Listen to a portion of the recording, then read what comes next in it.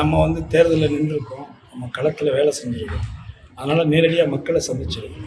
ஒரு 2,00,000 என்னுடைய தொகுதியில் பார்த்தீங்கன்னா 2,78,124 வாக்காளர். ஏன்னா இதில் நீங்கள் ஒரு 10 பேர்கிட்ட போயிட்டு கருத்து கேட்டுட்டு அதில் உங்களுக்கு ஒவ்வொரு சேனலுக்கும் ஒவ்வொரு பேக்ட்ராப் இருக்குது, பேக்ரவுண்ட் இருக்குது, ஒவ்வொரு பத்திரிகைக்கும் ஒரு பேக்ரவுண்ட் இருக்குது, பேக்ட்ராப் இருக்குது.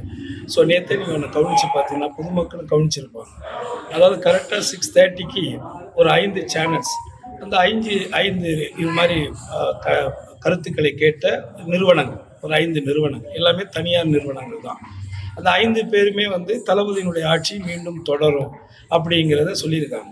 அந்த 1/2 மணி நேரம் கழித்து நீங்கள் பார்த்தீங்கன்னா அடிஷ்னலாக ஒரு 2 சேனல் வந்து ஒரு 2 கருத்து கணிப்பு நிறுவனம், அந்த 2 நிறுவனம் வந்து ஒத்தையில பழனிசாமி தான் வந்து சிஎம் ஆவார் அப்படின்னா அது ஒரு கருத்து கணிப்பு.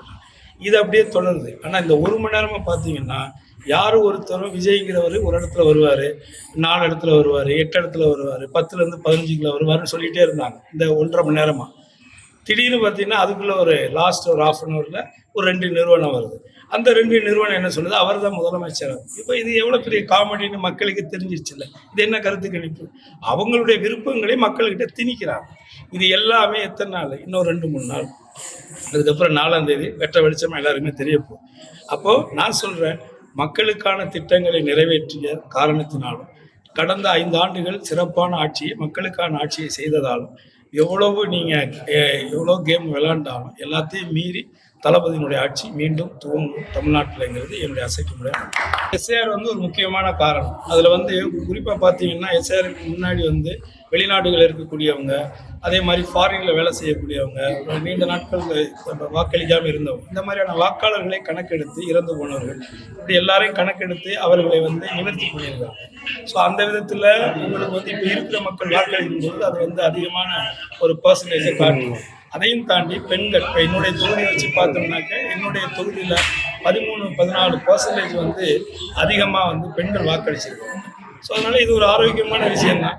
ஸோ அது போக நிறைய நியூ கமர்ஸ் எலெக்ஷனில் போட்டிடுறாங்க, ஒரு 5 முனை போட்டி நடந்திருக்கு. ஸோ வாக்குகள் பிரிஞ்சிருக்கும். அதனால் ஏற்கனவே திராவிட முன்னேற்ற கழகத்தினுடைய நிரந்தரமாக அந்த கொள்கையின் பிடிப்பால் இருக்கக்கூடிய மாநில சுயாட்சி காப்பாற்றப்படணும், தமிழர்களுடைய உரிமைகள் பாதுகாக்கப்படும் நினைக்கக்கூடிய தளபதி தலைமையிலான ஒரு திராவிட முன்னேற்ற கழகம் அதை கடந்த ஒரு 23 மதசார்பற்ற ஒரு மாநிலமாக, ஒரு சுயமரியாதையான ஒரு மாநிலமாக, ஒரு தன்னெழுச்சியான தன்னுடைய வருமானத்தின் வருவாயிலிருந்து மக்களுக்கான நலத்திட்டங்களை செயல்படுத்தக்கூடிய ஒரு முதலமைச்சராக இருக்கக்கூடிய காரணத்தினால் கொள்கையின் பிடிப்பில் இருக்கக்கூடிய அந்த 23 கூட்டணி கட்சிகளுடைய தோழமையோடு நிச்சயமாக மீண்டும் 200க்கும் மேற்பட்ட தொகுதிகளிலே வெற்றி பெற்று ஒரு அசுர பலத்தோடு ஆட்சியை மீண்டும் அமைப்பார் அண்ணன் தளபதி ஸ்டாலின் அவர்கள் அப்படிங்கிறது என்னுடைய ஆழமான ஒரு நம்பிக்கை, என்னுடைய கருத்து.